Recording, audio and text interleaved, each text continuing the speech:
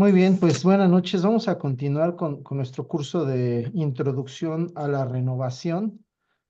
Hoy vamos a ver un tema relacionado con la renovación y el magisterio de la iglesia. Obviamente es imposible, pues, poner en una clase todo lo que ha dicho el magisterio de la iglesia sobre la renovación. Vamos a irnos a lo que dijo en sus orígenes. Vámonos a lo primerito que dijo sobre la renovación, porque en general lo que ha venido después, pues, han sido orientaciones, pues, basadas en las primeras declaraciones tanto de los obispos como de los papas. Ya más adelante, si podemos, pues ya hablaremos un poquito más de lo que el Papa Francisco pide a la renovación, pero ya será en otra clase. Ahorita vamos a centrarnos a los orígenes para complementar la clase anterior. Pues bien, les voy a pedir que nos pongamos en la presencia de Dios. Vamos a rezar todos juntos con la oración que les puse la vez pasada. Nos ponemos en la presencia del Señor en nombre del Padre y del Hijo y del Espíritu Santo. Amén. Pues Señor, queremos darte las gracias porque nos permites estar reunidos nuevamente para aprender un poco más acerca de pues, esta bendita renovación que quisiste suscitar en la iglesia. Nos ponemos en tus manos, Señor, y te pedimos que derrames tu Espíritu Santo sobre cada uno de nosotros para que seamos fieles discípulos, para que seamos dóciles a lo que escuchemos y todos estos consejos, todas estas indicaciones de los obispos, de los papas, pues las pongamos en práctica lo antes posible. Pues Señor, queremos invocar ese Espíritu Divino diciéndote, ven Dios Espíritu Santo y envíanos desde el cielo tu luz para iluminarnos. Ven ya, Padre de los pobres, luz que penetra en las almas, dador de todos los dones, fuente de todo consuelo, amable huésped del alma, paz en las horas de duelo. Eres pausa en el trabajo, brisa en un clima de fuego, consuelo en medio del llanto. Ven luz santificadora y entra hasta el fondo del alma de todos los que te adoran. Sin tu inspiración divina los hombres nada podemos y el pecado nos domina. Lava nuestras inmundicias, fecunda nuestros desiertos y cura nuestras heridas. Doblega nuestra soberbia, calienta nuestra frialdad, endereza nuestras sendas. Concede a aquellos que ponen en ti su fe y su confianza tus 7 sagrados dones. Danos virtudes y méritos, danos una buena muerte y contigo el gozo eterno. Amén. En el nombre del Padre y del Hijo y del Espíritu Santo. Amén. Bueno, pues ¿qué vamos a ver? En esta primera parte del día de hoy, vamos a ver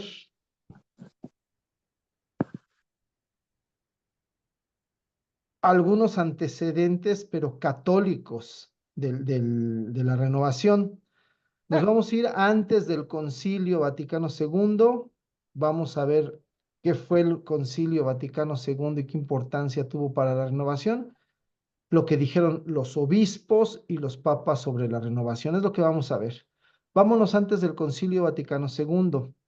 En primer lugar, pues tenemos un personaje que yo creo que ya han oído por ahí mencionar, que es la beata Elena Guerra, llamada por el Papa Juan XXIII apóstol del Espíritu Santo. ¿Por qué es importante Elena Guerra? Es como la patrona de la renovación, porque es la primera que estuvo insistiendo constantemente sobre la necesidad de un nuevo Pentecostés en la iglesia. Elena Guerra nació en 1835 en Italia. Si ustedes se dan cuenta, pues ya nos estamos yendo al siglo XIX. Sin embargo, lo importante, no sé quién está poniendo aquí unas rayitas, lo importante de Elena Guerra es que entre los años 1895 y 1903 estuvo escribiéndole al Papa León XIII. Ella ya había fundado la Congregación de las Oblatas del Espíritu Santo. Ella toda su vida la dedicó a estudiar y después a promover la devoción al Espíritu Santo y estaba convencido de que el Espíritu Santo era la que movía las almas, la que movía la iglesia, la que podía darle fecundidad a cualquier esfuerzo apostólico. Entonces ella se dedicó a difundir la devoción al Espíritu Santo, en la oración al Espíritu Santo. Eh, ¿Qué le escribía al Papa León XIII? Le insistía sobre la importancia del Espíritu Santo en la iglesia y le decía es que al Espíritu Santo casi no le hacemos caso. Tenemos que darle más importancia en la iglesia, se le tiene que orar más, hay que invocarlo con más insistencia. Eso es lo que le decía al Papa. Logró mover el corazón del Papa porque el Papa la escuchó y ahorita vamos a ver qué hizo. Finalmente, ¿qué es lo que pasó con Elena? Ella murió el 11 de abril de 1914 y fue beatificada en 1959 por el Papa Juan XXIII. Y bueno, es una fotografía del sepulcro de Elena Guerra allá en Lucca, Italia. Como pueden ver, su cuerpo permanece incorrupto. La obra de Elena Guerra pues la podemos ver hoy en la renovación carismática. ¿Por qué? Porque en la renovación nosotros decimos que ella fue nuestra patrona, ella fue una de las impulsoras de la renovación, aún sin saberlo. Bueno, eh, ¿qué pasó con el Papa León XIII? León XIII prestó atención a las cartas que le escribía Elena Guerra y lo primero que hizo fue en 1895 publicar una carta que se llamaba Provida Matris en la que pedía a toda la iglesia rezar una novena al Espíritu Santo. Esto es entre la fiesta de la Ascensión y Pentecostés. Eh, Él quiso promover esta devoción precisamente antes de la fiesta de Pentecostés, pero ya después, con un poco más de tiempo, escribió una encíclica muy interesante en 1897. Esta encíclica se llama Divinum Illud Munus, aquella divina misión, y es toda sobre el Espíritu Santo. Esta encíclica fue importante porque volvió a poner al Espíritu Santo en, digámoslo aquí, en el radar de la iglesia en general, ¿no? Porque como decía en la guerra, pues no se hablaba casi de él. Ahorita vamos a ver un poquito de qué trata esa encíclica. Nada más falta mencionar que a sugerencia de Elena Guerra, el Papa León XIII realizó una invocación solemne al Espíritu Santo el primer día del primer año del siglo XX, pidiendo una nueva fusión del Espíritu Santo para ese siglo que comenzaba. Es muy curioso, pero al mismo tiempo que el Papa León XIII invocaba esa efusión del Espíritu Santo sobre la iglesia, en ese mismo momento, si ustedes recuerdan la clase anterior, el pastor Charles Parham estaba también haciendo su maratón de oración y en ese momento estaban recibiendo una efusión del Espíritu Santo. Bueno, nada más mencionar sobre León XIII que la encíclica, aquella divina misión sobre el Espíritu Santo, tiene varias partes. Obviamente pone al Espíritu Santo en el texto de la Santísima Trinidad, habla sobre su importancia en el alma de todo cristiano, pero más importante para lo que ahorita estamos viendo, pone énfasis en que es necesario volver a invocarlo, porque Él es el alma de la iglesia. Es necesario volver a rezarle con devoción y vuelve a pedir en esta encíclica que se hagan novenas al Espíritu Santo. Esa es la importancia de la encíclica de León XIII. Y bueno, en realidad Elena Guerra hasta quedó un poquito decepcionada porque aunque el Papa publicó su encíclica, pues veía que en el magisterio en general, los obispos, los sacerdotes, pues no le hacían tanto caso, ¿no? Entonces ella quedó un poquito decepcionada por la recepción que tuvo en la iglesia. Sin embargo, ella siguió orando, pidiendo esa fusión del Espíritu Santo para el siglo XX. Vamos a pasarnos al Concilio Vaticano II. Se dice que la primera gran efusión del Espíritu Santo a nivel obispos fue precisamente la de este Concilio Vaticano II. Tuvo gran importancia en la vida de la Iglesia El concilio fue inaugurado por el Papa Juan XXIII el 11 de octubre de 1962 y fue clausurado por Pablo VI el 8 de diciembre de 1965. Durante el transcurso de este concilio, que como pueden ver ustedes, duró varios años, murió Juan XXIII y fue electo Papa Pablo VI. Y es importante mencionar la Constitución Apostólica Humanae Salutis de 1961, con la que Juan XXIII convocaba oficialmente al concilio. ¿Por qué es importante esta Constitución Apostólica? Porque tiene una oración al final que dice así, decía el Papa Juan XXIII, repítase así ahora en la familia cristiana el espectáculo de los apóstoles reunidos en Jerusalén después de la ascensión de Jesús al cielo, cuando la iglesia naciente se encontró unida toda en comunión de pensamiento y oración con Pedro y en derredor de Pedro, pastor de los corderos y de las ovejas. Y dígnese el Espíritu Santo escuchar de la manera más consoladora la oración que todos los días sube a Él desde todos los rincones de la tierra.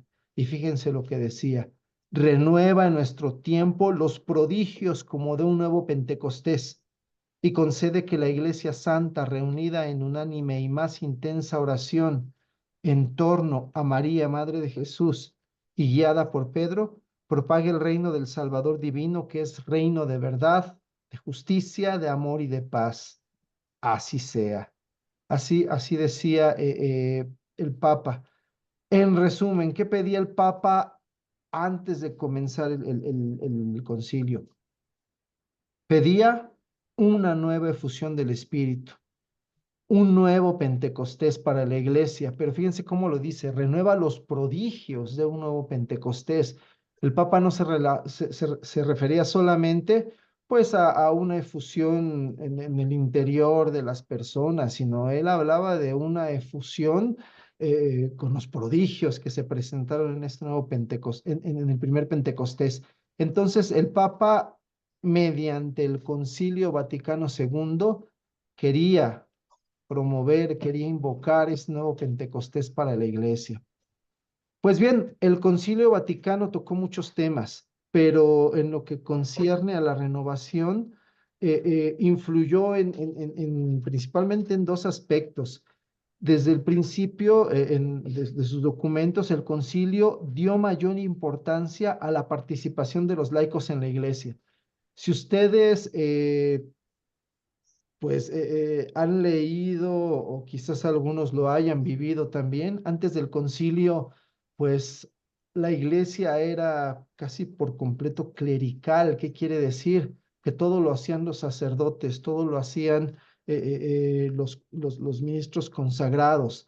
Eh, Ellos predicaban, ellos catequizaban, ellos enseñaban, celebraban misa, etcétera, etcétera. Toda la actividad en la iglesia giraba casi siempre en torno al sacerdote y el pueblo, la mayoría de las veces, solamente estaba como espectador.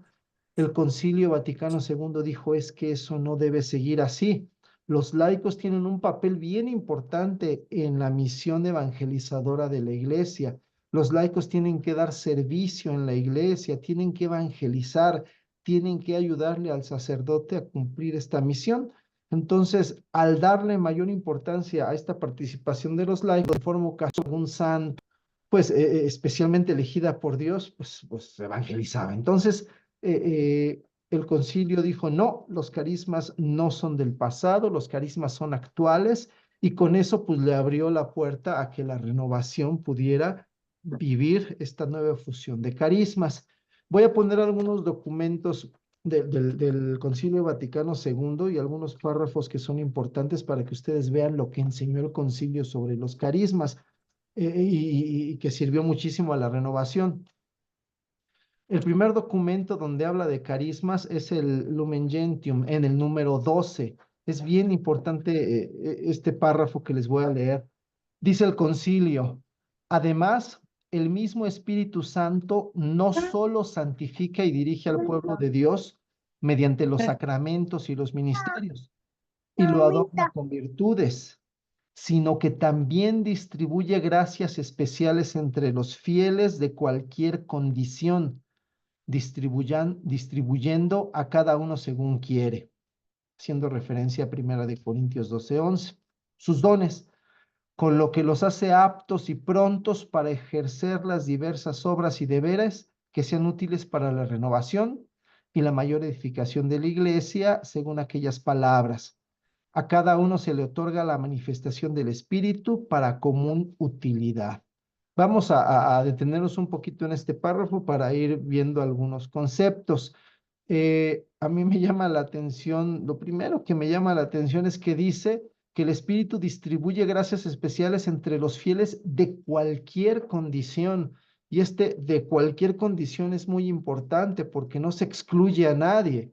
Antes la labor de la evangelización estaba a cargo casi de los sacerdotes en algunas ocasiones también, pues la religiosa, los religiosos, pero siempre eran ministros consagrados. Aquí dice que el Espíritu distribuye gracias a los fieles de cualquier condición, y al decir esto, pues nos dice aquellos que están muy bien preparados, como aquellos que no están tan bien preparados, aquellos que tienen cierto nivel económico, como aquellos que no tienen ese nivel económico, aquellos que están siempre metidos en la iglesia, como aquellos que no están metidos siempre en la iglesia. A cualquier fiel el Espíritu Santo le puede dar alguna gracia especial, algún carisma.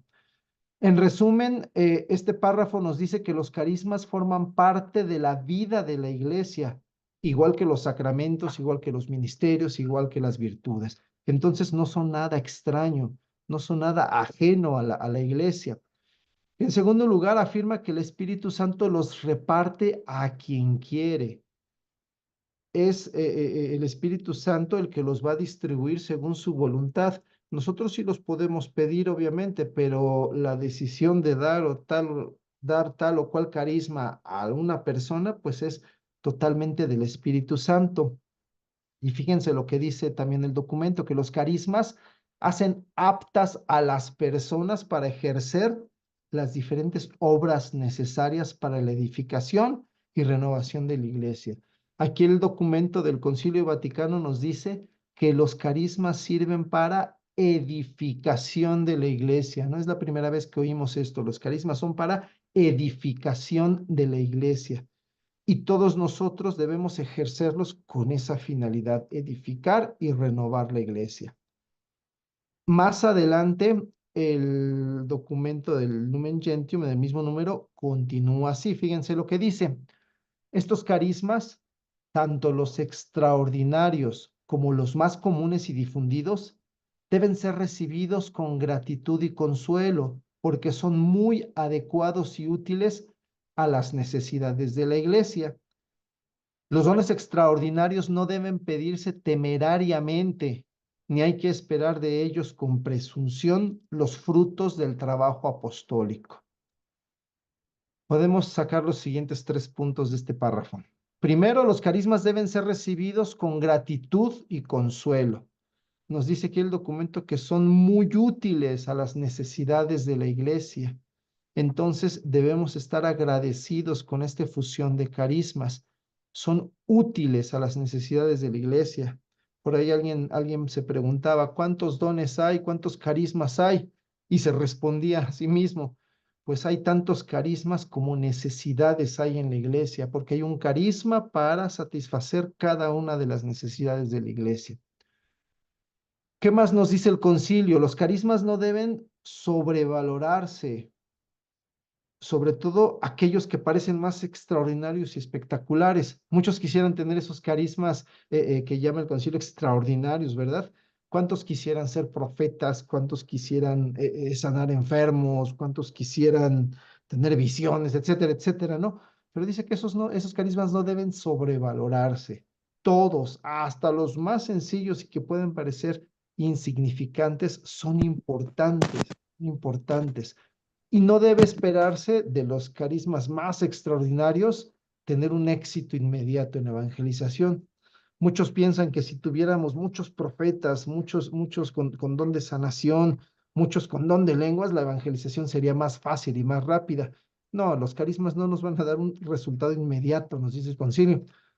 Incluso dice que los más comunes y difundidos, aunque parezcan los más pequeños, son de gran importancia para la edificación de la iglesia. Lo que nosotros tenemos que hacer es estar abiertos a estos carismas, recibirlos con gratitud y sea cual sea mi carisma, ponerlo al servicio de la iglesia para su edificación. Finalmente, este número 12 de Lumen Gentium dice, el juicio de su autenticidad y de su ejercicio razonable pertenece a quienes tienen la autoridad en la iglesia, a los cuales compete ante todo no sofocar al espíritu, sino probarlo todo y retener lo que es bueno. Esto en referencia a Primera de Tesalonicenses 5:12 y del 19 al 21. ¿Qué es lo que nos dice? ¿Quién es el que tiene el deber de juzgar si los carismas son auténticos o no? Las autoridades de la iglesia. En este caso, los carismas deben ser discernidos por los pastores de la iglesia. Claro que en mi parroquia, mi pastor es mi sacerdote, mi párroco, él es el que tiene en primer lugar el deber de discernir los carismas que se presentan en mi grupo ya a nivel un poquito ya más amplios, los obispos, y dice el documento que los pastores de la iglesia no deben extinguir al espíritu, no deben así sin más decir, no, eso no sirve, yo no quiero eso, ellos tienen que examinarlo todo y aprobar lo que es bueno, es lo que nos dice el concilio. Voy a poner otro documento, otro parrafito del concilio. Este es el documento, se llama Apostolicam Actio Citatem, el número 3. Este documento es poco conocido, pero fíjense que tiene algo muy importante con respecto a los carismas. Dice así, es la recepción de estos carismas, incluso los más sencillos, lo que confiere a cada creyente el derecho y el deber de ejercitarlos para el bien de la humanidad y edificación de la iglesia, en el seno de la propia iglesia y en medio del mundo, con la libertad del Espíritu Santo que sopla donde quiere, y en unión al mismo tiempo con sus pastores, a quienes toca juzgar la genuina naturaleza de tales carismas y su ordenado ejercicio no por cierto para que apaguen el espíritu, sino con el fin de que todo lo prueben y retengan lo que es bueno. Vamos a ver aquí otros conceptos que nos dice el concilio. En primer lugar, nos está diciendo que quien tiene un carisma tiene el derecho de ejercerlo con la libertad del espíritu.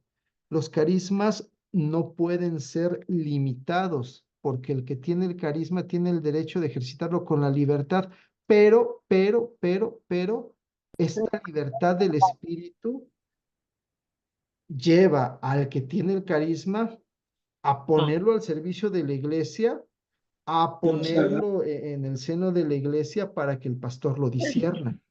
Yo tengo el derecho de ejercer mi carisma con libertad, pero el mismo espíritu me dice a mí, si tienes libertad, pero también tienes que poner tu carisma al servicio de la iglesia, tienes que ponerlo frente a tu pastor para que lo discierna y te diga de eso que tú estás teniendo como manifestación del espíritu, que es bueno y qué es lo que debes hacer.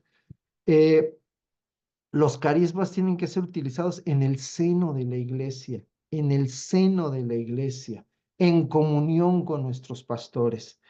Esto es muy importante porque pues ya en el transcurso de estos años en la renovación, yo he conocido hermanos que quieren ejercer su carisma fuera de la iglesia, fuera de su comunidad, fuera de esta comunión con sus pastores. Incluso a veces surgen pues, ciertos servidores carismáticos que quieren ir de casa en casa, pues ejerciendo sus carismas. Nosotros tenemos que pensar siempre que debe ser en el seno de la iglesia, en comunión con los pastores de la iglesia. Ellos nos deben discernir. Si mi pastor ya hizo ese discernimiento y me dice que mi carisma es auténtico, entonces yo ya tengo mayor libertad para ejercerlo, pero siempre bajo su vigilancia. Bueno, finalmente, este otro documento Presbyterorum Ordinis en el número 9. Es un documento que está dirigido a los sacerdotes, a los presbíteros, y dice así: examinando si los espíritus son de Dios, descubran con sentido de fe, reconozcan con gozo y fomenten con diligencia los multiformes carismas de los laicos, tanto los humildes como los más altos. Fíjense lo que el concilio está recomendándole a los sacerdotes, fíjense, les está diciendo que tienen que descubrir con fe los carismas que tienen los laicos. El sacerdote debería estar metido en la comunidad de la renovación para descubrir qué carismas tienen los laicos. Y una vez que reconozcan que los laicos tienen carismas, tienen que reconocerlo con gozo.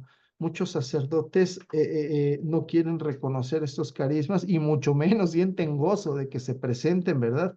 Dice el documento del concilio, es que tienen que reconocerlos con gozo y tienen que fomentar la aparición de nuevos carismas. Los sacerdotes deberían ser los primeros en fomentar que aparezcan nuevos carismas en sus comunidades. Esto es lo que nos enseña el Concilio Vaticano II.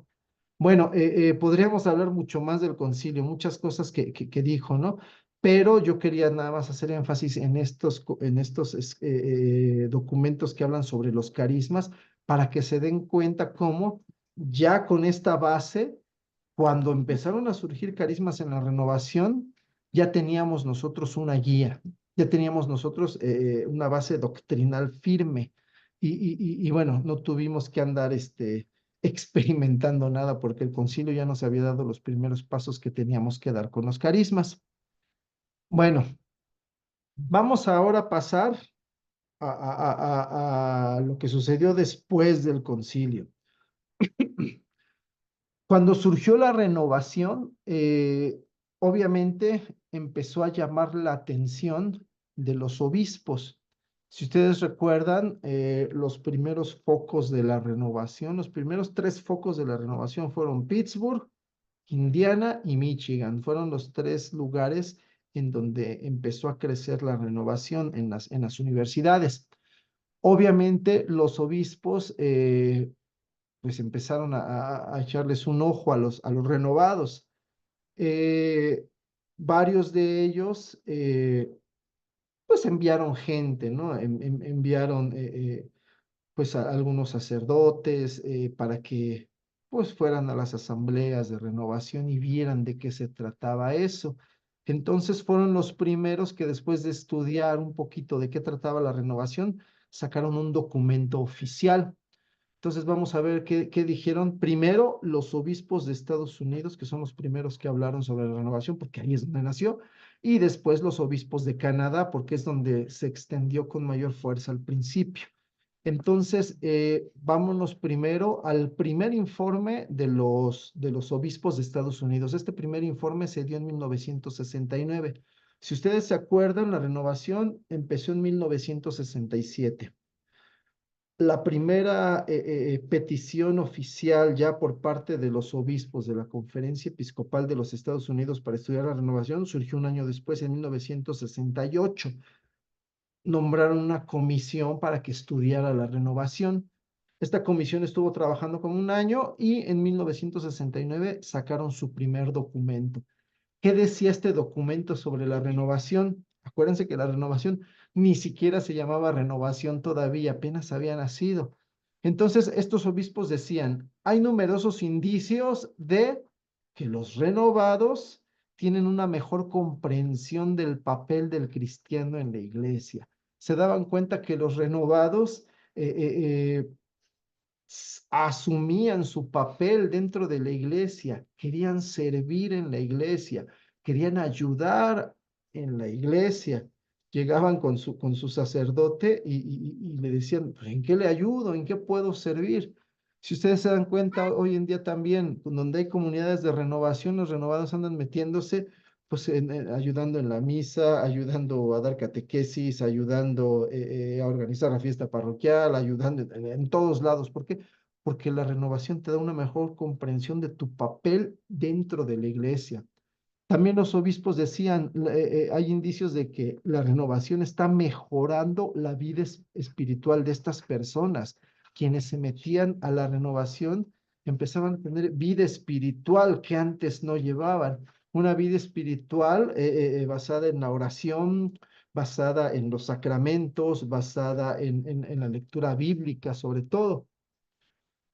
Por lo tanto, ellos también decían, en la renovación se ve que hay mayor atracción por la Biblia en el resto de los católicos en general, ¿no? Los renovados quieren conocer la Biblia, la leen, la estudian, se la aprenden, la tienen como base de sus predicaciones, de sus enseñanzas, etcétera, etcétera.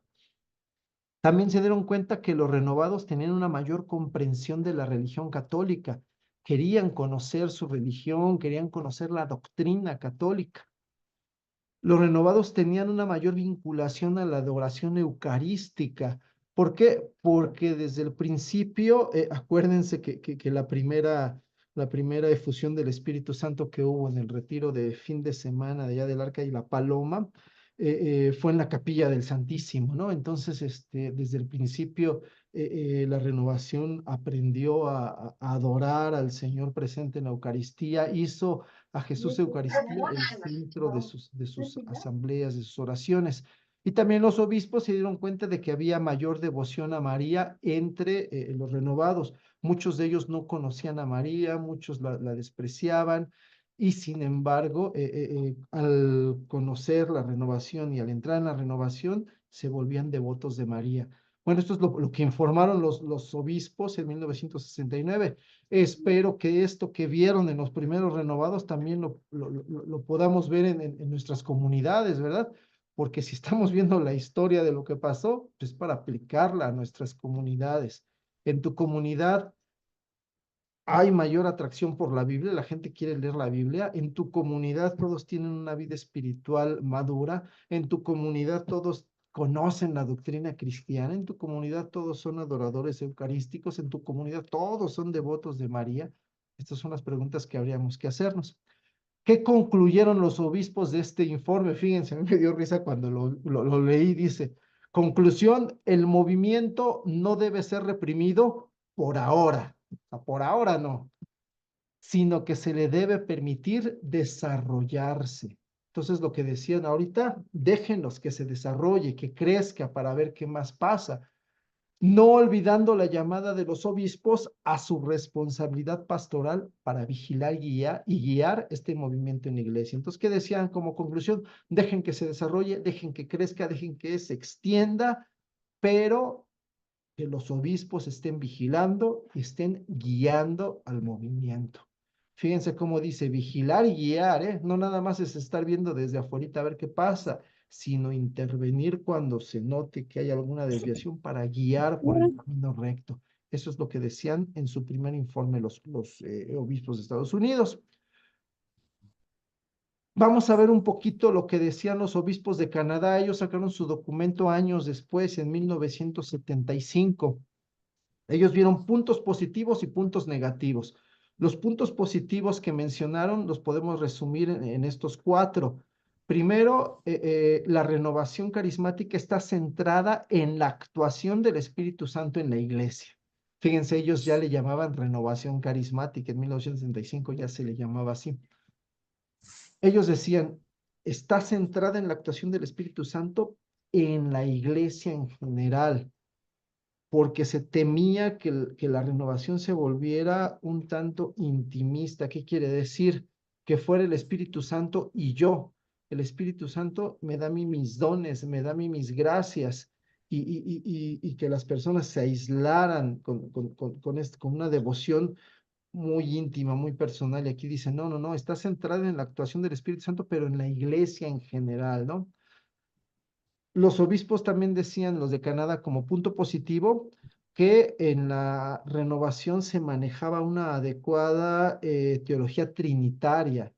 Se conocía la teología de la Santísima Trinidad y se sabía dar su papel al Padre, al Hijo, al Espíritu Santo, y se conocía la relación del Espíritu Santo con el Padre y con el Hijo. También se dieron cuenta como punto positivo que se le daba un puesto adecuado a María. Muchos pensarían que hacer la renovación un movimiento que pusiera énfasis en Pentecostés, parecido al neopentecostalismo de las iglesias protestantes, pues se iba a sacar a María. Pero en la iglesia católica, este movimiento pentecostal, lo primero que hizo fue darse cuenta de que en Pentecostés estaba María ahí. Entonces, de inmediato se puso a María como un personaje importantísimo para que hubiera fusión del Espíritu Santo. En todos lados se empezó a decir, si en el primer Pentecostés estaban los apóstoles en torno a María, nosotros también tenemos que orar en torno a María. Entonces, ese puesto de María en la historia de la salvación fue reconocido por la renovación de inmediato, ¿verdad? Y finalmente, en la renovación se tiene conciencia de la relación que existe entre el bautismo del Espíritu Santo y los sacramentos de iniciación.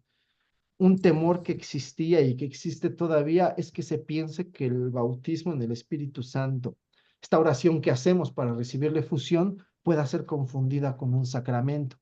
Y desde el principio se dijo, no, esta oración reaviva las gracias que recibimos desde los sacramentos del bautismo y de la confirmación, pero que estaban ahí sin ¿No usar, quieres que te bañe sin entonces? ser explotados.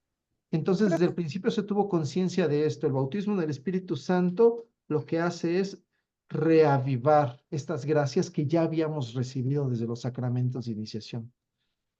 ¿Qué pasó? Que los obispos de Canadá también vieron algunos puntos negativos en algunas comunidades y ellos mismos lo dicen, no es algo generalizado, pero tenemos que tener cuidado para que no se generalice.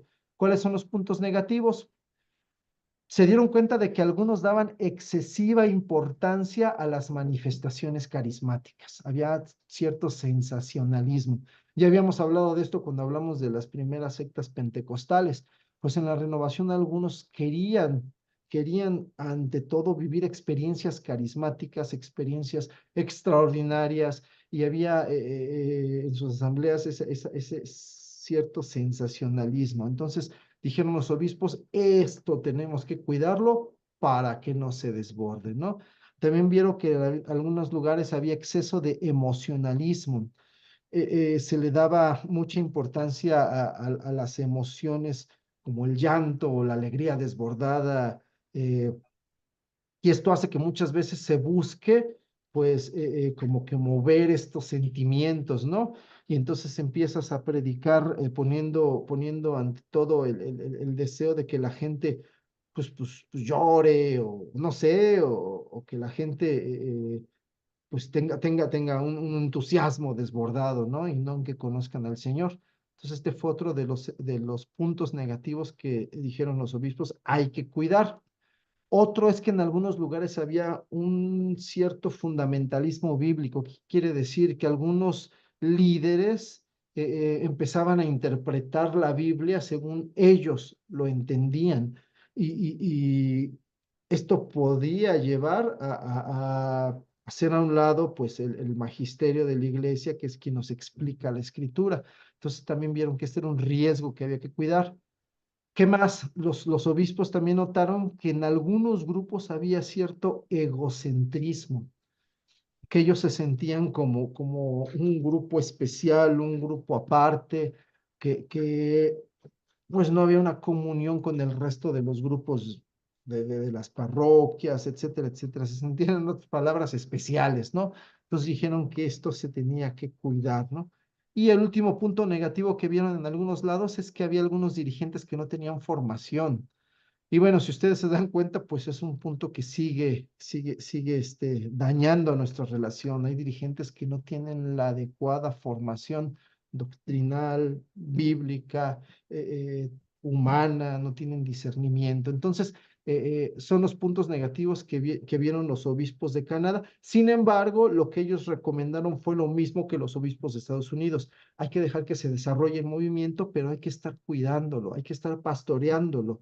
Y también decía, los obispos son los encargados de estar al pendiente de este movimiento. Bueno, Todas las demás declaraciones de las conferencias episcopales, pues iban por el mismo lado, ¿no?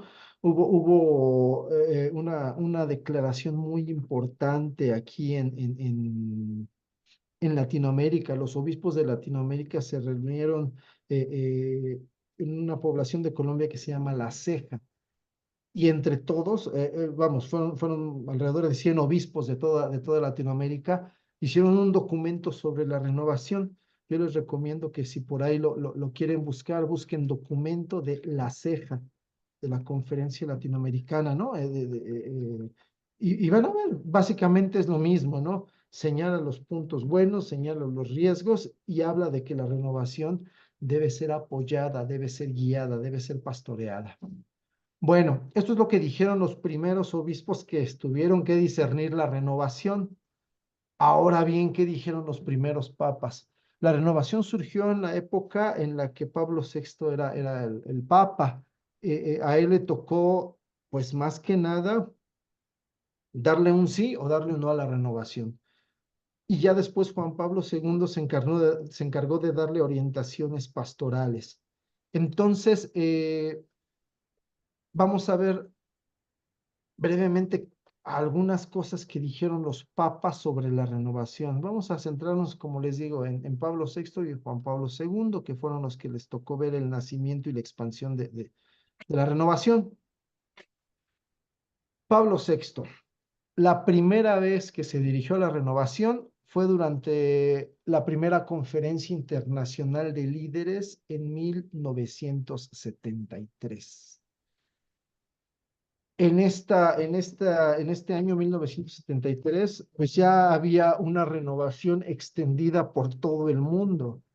Imagínense, tan pocos años después de haber nacido, ya había renovación en muchos países y los líderes de estos países se reunieron en Roma para hacer su primera conferencia internacional de líderes. Ahí el Papa les mandó un mensaje en el cual solamente se limitó a enumerar algunos frutos que él veía, sin pronunciarse ni a favor ni en contra de la renovación. Nada más empezó a decir, yo veo esto en la renovación. Textualmente, ¿qué dijo Pablo VI? Nos alegramos con vosotros, queridos amigos, por la renovación espiritual que se manifiesta hoy día en la iglesia. Ciertas notas comunes aparecen en esta renovación.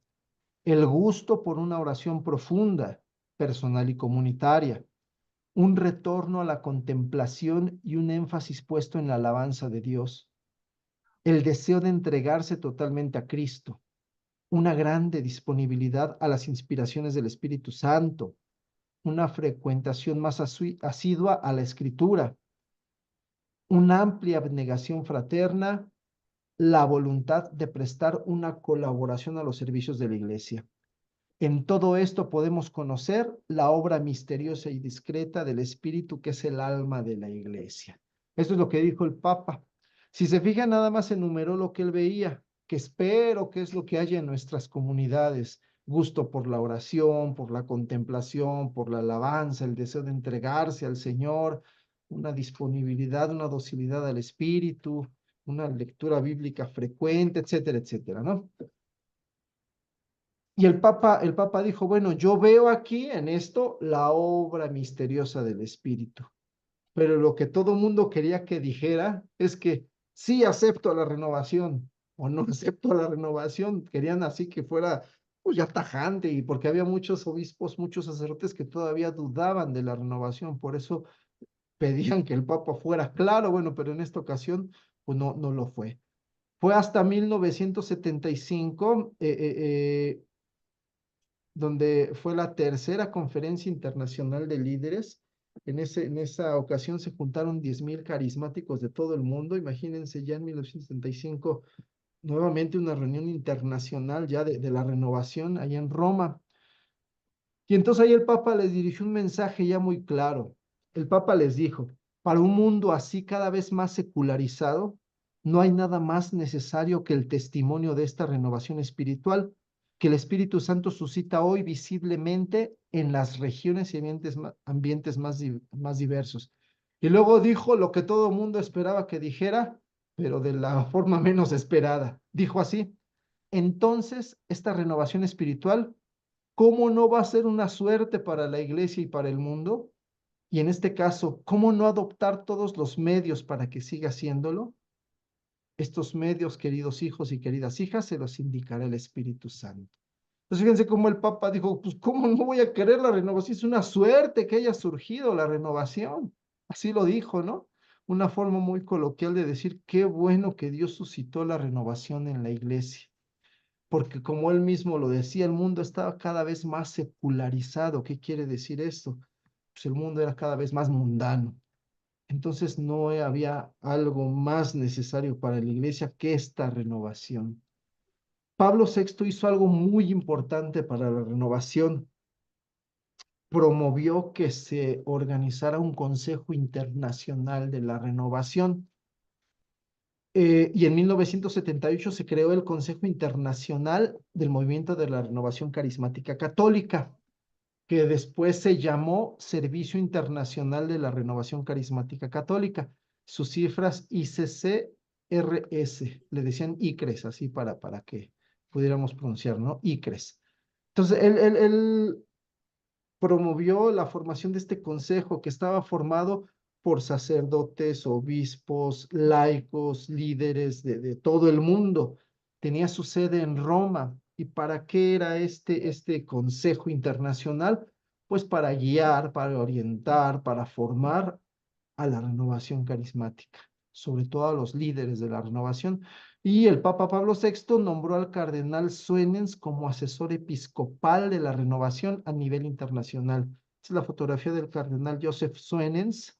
Ya les había mencionado que él era obispo de la diócesis de Malinas en Bélgica.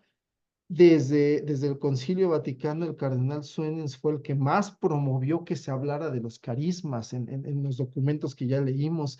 Era una persona muy visionaria. Él sabía que venía algo fuerte, algo grande del Espíritu Santo. Y cuando surgió la renovación carismática, una de sus colaboradores más cercanas se llamaba Verónica O'Brien. Conoció la renovación y luego fue a decirle, cardenal, acabo de conocer algo que se llama renovación, venga para que vea. Entonces el cardenal conoció la renovación, se enamoró de de la renovación y es el que hizo que fuera posible que tuvieran contacto los líderes de la renovación con el Papa, ¿no? Entonces a él le debemos sobre todo la integración de la renovación a la iglesia. Y como les decía, fue el primero en escribir, él juntó una serie de teólogos para escribir el primer documento de Malinas, Orientaciones Teológicas y Pastorales para la Renovación Carismática, que fue el primer documento oficial donde se le daba una orientación a nuestro movimiento. Entonces, le debemos mucho al cardenal Suárez, ¿no? No podemos hablar todo lo que quisiéramos de él, no nada más mencionar que desde 1978 él quedó como asesor internacional de la renovación. Bueno, vámonos rápido a lo que dijo el Papa, ya para irnos a un receso. El Papa Juan Pablo II. Para Juan Pablo II, la renovación siempre fue considerada una corriente espiritual de gran importancia, ¿no? Y las veces que se dirigió a la renovación fue exhortándola a participar en la misión de la iglesia, en la misión evangelizadora de la iglesia, y la orientó para buscar los medios que la llevaran a alcanzar la madurez. Él mismo decía que Pablo VI le tocó ver el nacimiento de la iglesia. Él quería ver la maduración de este movimiento. Él que decía, la renovación tiene que volverse madura. ¿Cuáles son algunos ejemplos de mensajes que dio la renovación? Les voy a poner los siguientes.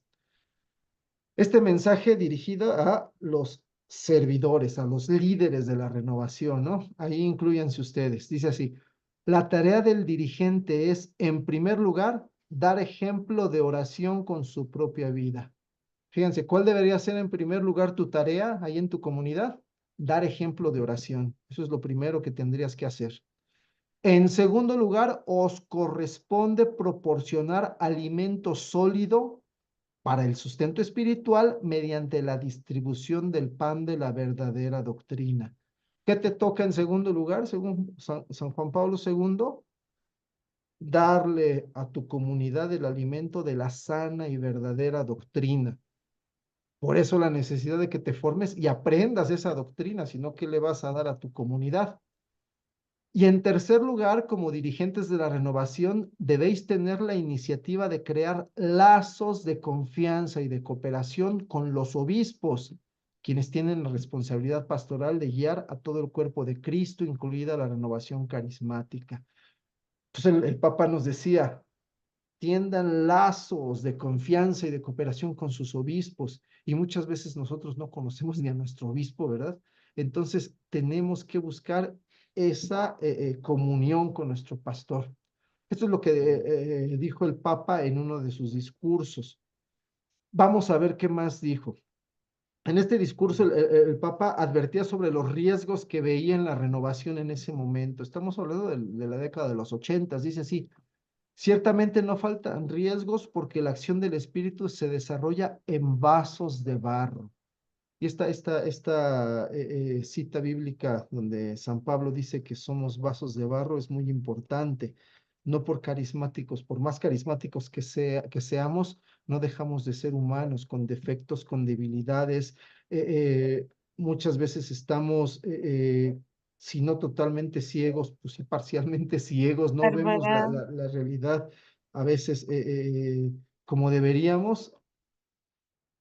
Y todos esos defectos en nosotros pueden hacer que la renovación en nosotros, en nuestra comunidad, pues se vaya desviando, ¿verdad? Decía de los riesgos. ¿Cuáles son los riesgos que veía Juan Pablo II? Una excesiva importancia dada, por ejemplo, a la experiencia emocional de lo divino. Esto ya lo habíamos hablado, ¿no? Dejarlo todo en el lado emocional.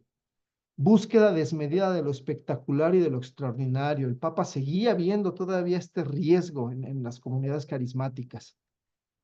El ceder a interpretaciones apresuradas y desviadas de la escritura.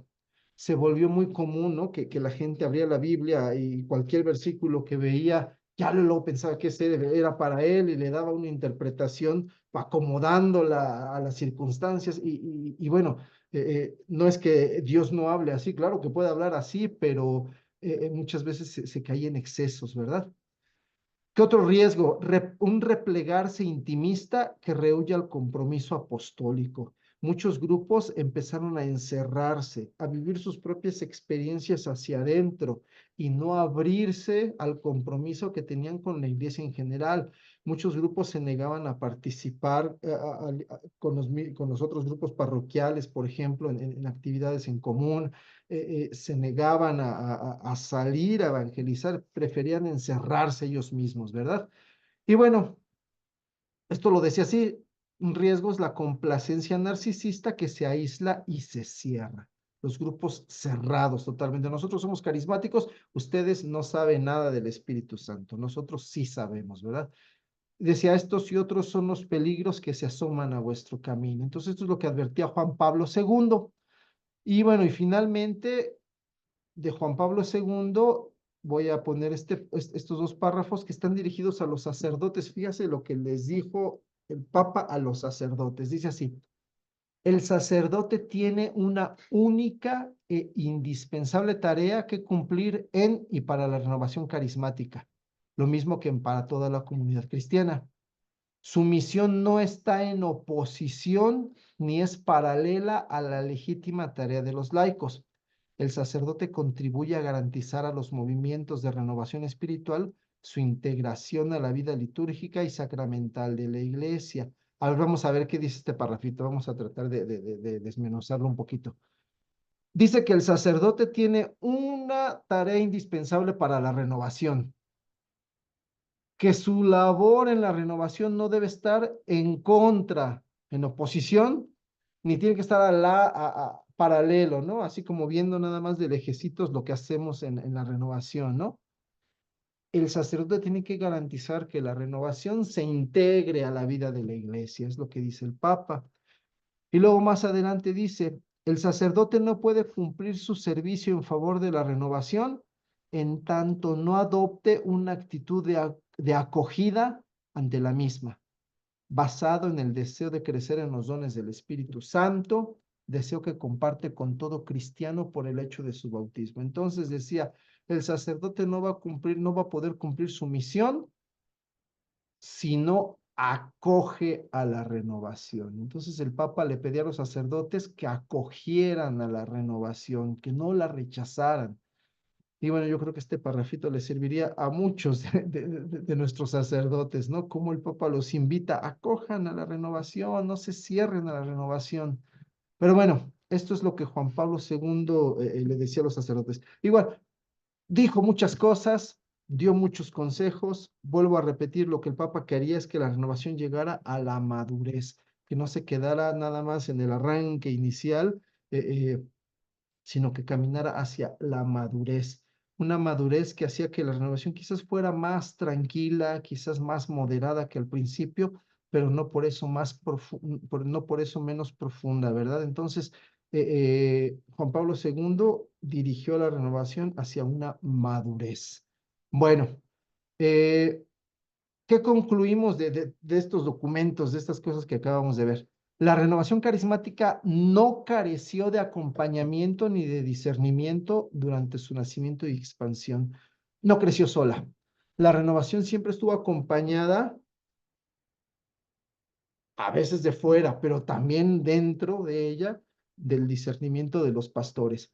Muchos pastores de la iglesia, sacerdotes y obispos se metieron dentro de la renovación y participaron en la renovación y desde ahí pudieron pastorearla adecuadamente. Entonces, no estuvo alejada de los pastores de la iglesia. Y en segundo lugar, la renovación carismática siempre obedeció las indicaciones del magisterio. Claro que algunas personas, algunas comunidades pudieron haberse desviado, pudieron haber desobedecido, pero la renovación en general, en su conjunto, siempre estuvo al tanto de las indicaciones de sus pastores y siempre las ha obedecido, ¿verdad? Entonces, es lo que podemos concluir sobre el magisterio y la renovación carismática. Vamos a tener un pequeño receso y ya nada más falta ver brevemente una cuestión. La renovación carismática, entonces, ¿qué es? ¿Un movimiento o una corriente de gracia? Vamos a tocar este aspecto porque a veces le llamamos movimiento, porque a veces le llamamos corriente de gracia. Vamos a descansar unos 5 minutitos para poder regresar, bueno, para poder terminar a tiempo a las 9:30. Entonces, aquí le dejamos por el momento. ¿Sí? Presentes. Bien, con todo esto que vimos, vamos a hacernos una pregunta. ¿Qué es la renovación? Porque todos hablamos del movimiento o muchos hablan del movimiento de renovación, pero luego nos dicen, no, no es un movimiento, es una corriente de gracia. Vamos a ver nada más algunos puntos sobre esto para tratar de aclarar qué somos. Es difícil dar un concepto de renovación. Es difícil, pues, tratar de encasillarnos en algo, ¿no? Vamos a ver por qué. En primer lugar, vamos a ver qué no es la renovación. 4 puntos. La renovación no es, en primer lugar, una moda espiritual. Cuando nació la renovación, muchos pensaban que era una moda, una forma diferente de orar, una forma diferente de cantar, de alabar, de animar. Y decían, no, pues es una moda, ya se pasará, ¿verdad? No es una moda espiritual. Una moda es algo pasajero. Una moda es algo superficial. La renovación no es una moda, es algo más profundo que una moda. Y como toca la profundidad de las personas y he tocado la profundidad de la iglesia, no es pasajero, no es algo que se vaya a acabar. Ahorita van 57 años ya de renovación y pues los que esperaban que la moda se acabara pronto, pues se habrán dado cuenta que no fue pasajero. En segundo lugar, no es una corriente espiritual que invente cosas nuevas. Algunos pensaban que la renovación, voy a ponerlo entre comillas, la inventaron para hacer más agradable la iglesia, para hacer más agradable la misa, para hacer más agradable etcétera, etcétera, todo lo que quieran, ¿verdad? La renovación no está inventando nada nuevo. Por más novedoso que parecieran los carismas siempre han estado presentes en la historia de la iglesia. Por más novedosa que pueda parecer para algunos la alabanza, como se hace en la renovación, la alabanza siempre ha existido en la iglesia, etcétera, etcétera. Lo que pasó es que la renovación retomó ciertas cosas que a lo mejor estaban en desuso, algunos ya habían olvidado, pero no inventó nada. Todo pertenece al tesoro de la iglesia. Ahí estaba ya, solamente que se le puso énfasis a algunas cosas que ya estaban un poquito empolvadas. La renovación tampoco es una copia de las sectas pentecostales. Yo creo que eso ya quedó claro desde la clase anterior, ¿verdad? Es muy fácil para los que no quieren a la renovación decir, no es que ustedes son una copia de las sectas. No somos una copia de ninguna secta. Es más, los grupos que quieren parecerse, los grupos de renovación que quieren parecerse a esas sectas terminan desviándose. Nosotros nacimos dentro de la iglesia. Somos un movimiento de la iglesia, para la iglesia. Si en el principio la renovación se benefició del contacto con algunos hermanos protestantes, esto no quiere decir que nosotros seamos protestantes, ¿no? Desde el principio la renovación reforzó su identidad católica. Entonces no somos ninguna copia de ninguna secta. Y no es un movimiento más de la iglesia. ¿Qué quiere decir con esto? Los movimientos en la iglesia han surgido por la iniciativa de alguien. Dios inspira a algún hombre, alguna mujer, algún sacerdote, algún religioso, alguna religiosa, para que comience una nueva corriente, una nueva forma de orar, una nueva forma de enseñar, etcétera, etcétera. Los movimientos de la iglesia tienen un fundador. Nosotros no tenemos un fundador. Los movimientos dentro de la iglesia casi todos tienen ciertas reglas, tienen pues a veces listas de integrantes, una forma ya muy definida de trabajo y la renovación no. Voy a poner un ejemplo muy sencillo. Si ustedes van a la escuela de pastoral, ¿qué van a encontrar ahí? Un curso, pues ya muy bien estructurado, muy bien establecido, que es el mismo que se da en todas las escuelas de pastoral de todas las parroquias, porque es un movimiento que está así, muy bien estructurado. Nosotros no estamos así de estructurados, por eso no nos podemos considerar un movimiento más, sobre todo por lo primero que dije, no tenemos un fundador. Entonces, ¿qué es la renovación? Vamos a dar algunas claves para ver qué es la renovación. La renovación es un acontecimiento histórico. Al igual que Pentecostés, la renovación se presentó en un momento determinado de la historia, en un lugar determinado. Así empezó, con un acontecimiento histórico. Este acontecimiento eclesial que involucró a toda la iglesia y se expandió por toda la iglesia, se vuelve un acontecimiento personal. Voy a decirlo así. Un día, más o menos 30 estudiantes que estaban orando en un retiro recibieron la efusión del Espíritu Santo. Esto sucedió en 1967 en Pittsburgh. Ese fue el acontecimiento histórico. Se vuelve personal porque cuando yo llego a la renovación, un día el Señor se hace presente en mi vida. El Señor me da esa efusión del Espíritu a mí. Y entonces este movimiento que es eclesial se vuelve algo personal dentro de mí. Pero yo puedo decir con fecha y hora cuando tuve esa efusión, cuando tuve ese encuentro con mi Señor. Entonces, en primer lugar, la renovación es un acontecimiento histórico en la iglesia y en la vida de cada persona que entra a la renovación. En segundo lugar, la renovación es una experiencia espiritual. En la renovación no se enseña una doctrina nueva, sino que se invita a la gente a que tenga una vivencia de Dios. Eso es lo básico en la renovación, que la gente tenga una vivencia, una experiencia, no nada más algo teórico. Eh, Cuando se proclama el querigma, que es el primer anuncio que damos en la renovación, El querigma no se proclama para que se lo aprendan de memoria. El querigma no se predica aquí al cerebro, a la mente de las personas, sino que se dirige al corazón, porque lo que queramos es que ese corazón se abra y experimente la presencia de Dios. Quienes estamos en la renovación hemos tenido esa experiencia. De repente adquirimos la conciencia de que Dios está vivo, de que Dios está cerca, de que Dios actúa en mi vida. Entonces, de eso se trata esta experiencia espiritual, la conciencia de un Dios vivo, cercano y actuante. Ahora bien, esta experiencia es vivida como un renacimiento espiritual.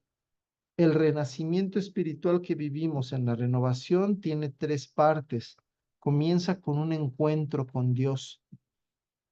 Dios en un momento determinado se hace presente y podemos experimentar esa presencia y podemos decir con toda certeza, he encontrado a Dios. Como consecuencia de ese encontrarme al Señor, yo me adhiero a Jesús explícitamente, yo lo digo, lo confieso con mis labios, Señor, tú eres mi Salvador, tú eres mi Señor. Este renacimiento espiritual no es verdadero si yo no hago a Jesús mi Señor y si yo no asumo que Jesús es mi único Salvador. Si yo no hago esto, el renacimiento espiritual no se va a dar. ¿Por qué? Porque esta adhesión explícita a Jesús me lleva a una conversión verdadera. Y bueno, y este renacimiento espiritual, eh, eh, después del encuentro con Dios, después de adherirme a Jesús, pues el Señor me da su espíritu. El Señor me regala esa efusión, ese bautismo en el Espíritu Santo que transforma mi vida.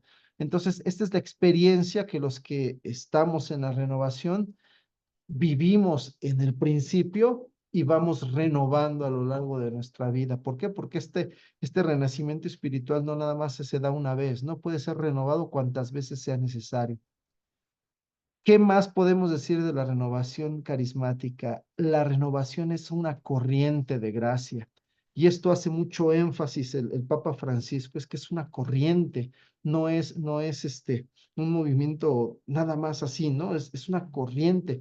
Comenzó a desbordarse así como se desborda un río.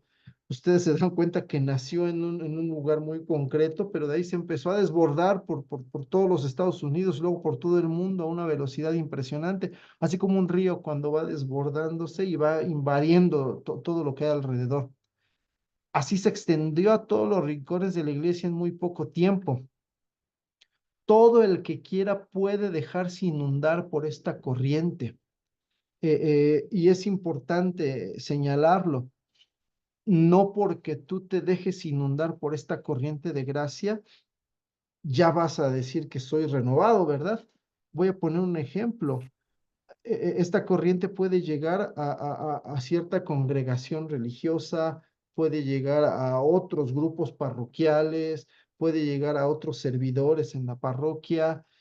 Por ejemplo, un ministro extraordinario de la Eucaristía puede dejarse inundar por la corriente de gracia que trae la renovación y no por eso va a decir que es renovado, él sigue siendo ministro de la Eucaristía, un adorador nocturno, alguien de la escuela de pastoral, puede seguir en su grupo, pero ahora ya lleno de esta corriente de gracia, sin necesidad de decir yo soy de la renovación.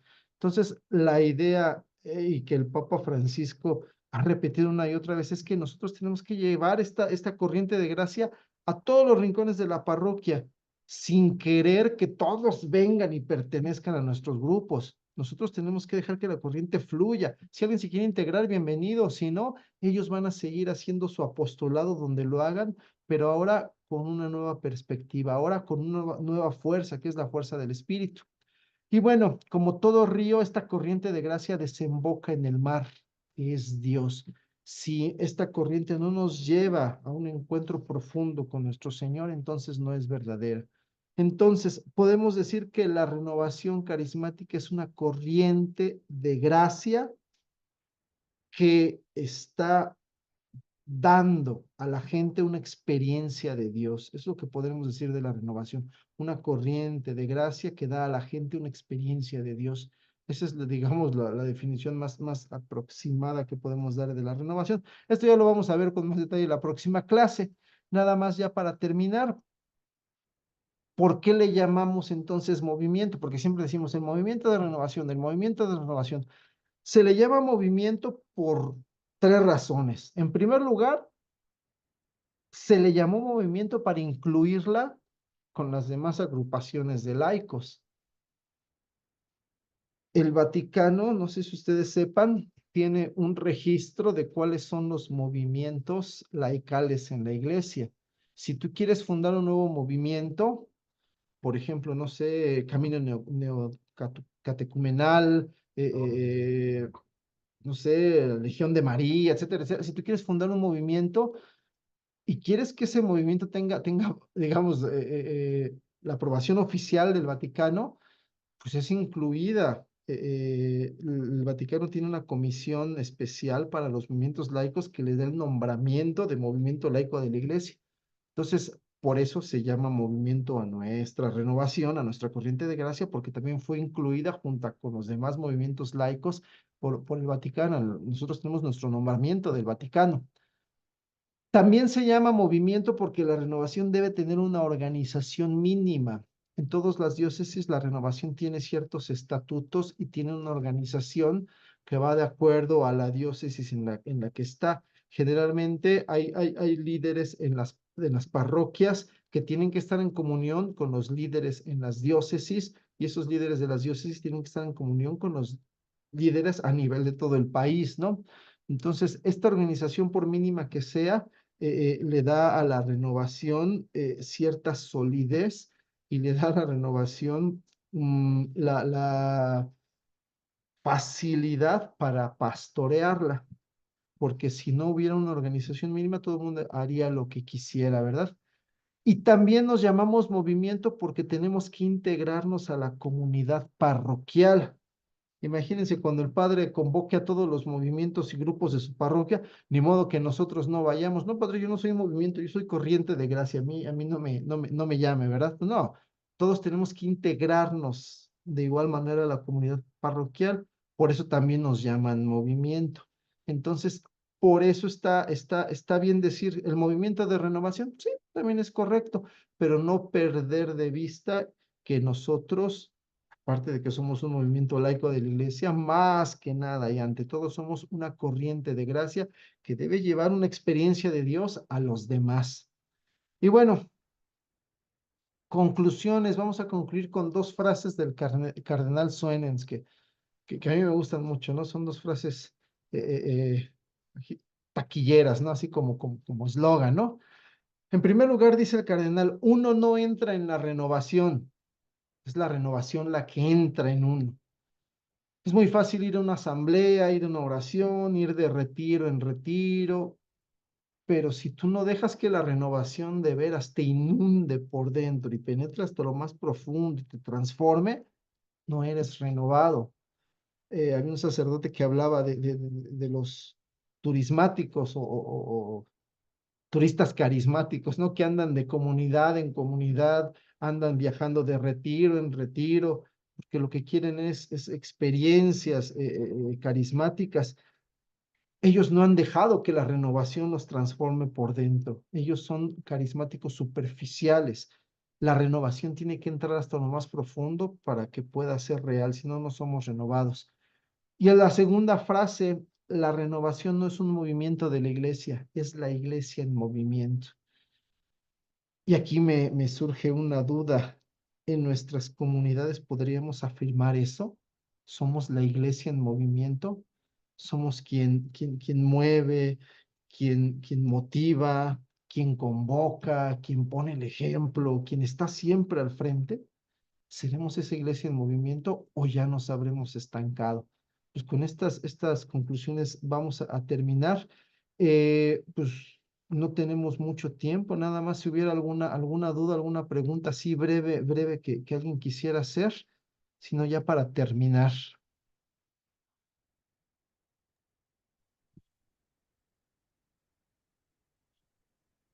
A ver, Isabel.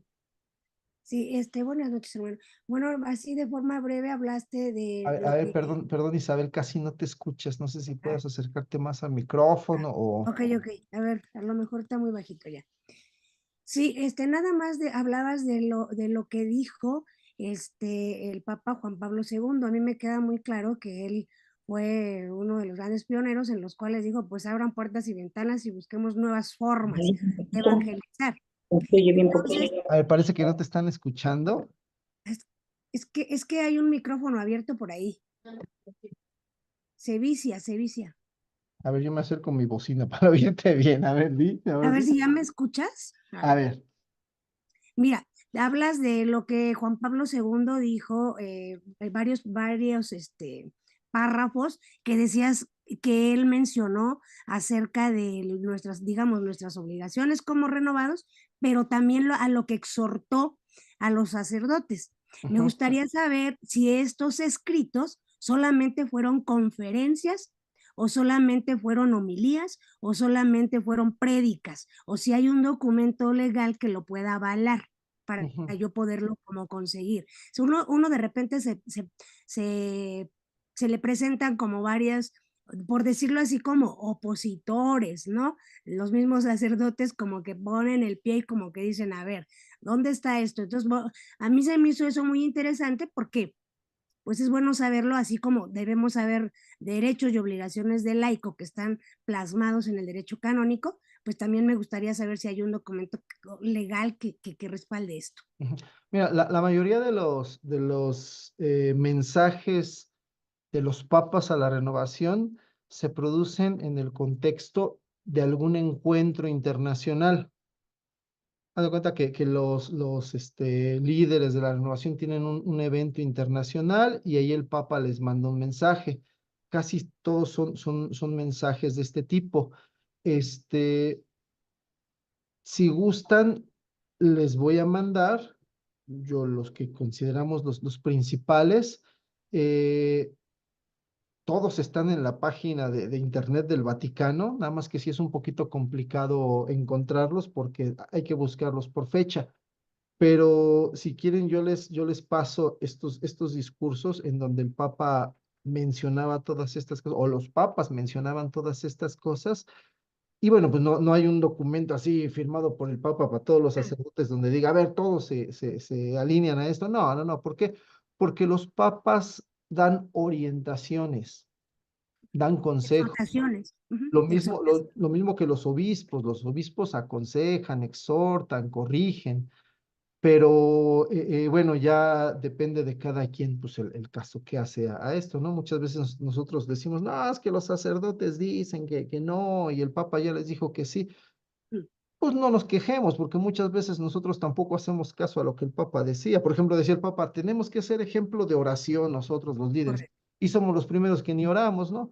O luego también el Papa decía, es que tienen que formarse en la doctrina para transmitirse a las comunidades, y ni la doctrina conocemos. Entonces, dejémoslo como exhortación y el que quiera escucharla, qué bueno. Pero yo se los paso, yo los subo al chat estos documentos, ¿sí?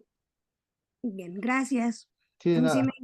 me interesa, digo, no quiere decir que los obligue, pero sí que ellos sepan que hay una exhortación. Que A lo mejor sepan, muchos ni lo ajá, saben. Claro. exactamente, sí, sí, sí. Bueno, Gracias, de gracias. nada. ¿Algo más? Pues creo que no, hasta ahorita vamos muy bien, Ricardo. Bueno, vamos a terminar alabando a nuestro Señor con este. Este es un himno sacado de la liturgia de las horas y viene también en la Biblia, viene en el libro de las crónicas. Vamos a terminar todos diciendo, bendito eres, Señor, Dios de nuestro Padre Israel, por los siglos de los siglos. Tuyos son, Señor, la grandeza y el poder, la gloria, el esplendor, la majestad, porque tuyo es cuanto hay en cielo y tierra. Tú eres Rey y soberano de todo. De ti viene la riqueza y la gloria. Tú eres Señor del universo. En tu mano está el poder y la fuerza. Tú engrandeces y confortas a todos. Por eso, Dios nuestro, nosotros te damos gracias, alabando tu nombre glorioso. Amén. Hermanos, les pido, ahorita si rezamos un Padre Nuestro, porque me acaban de avisar que mi sobrinito de 13 años se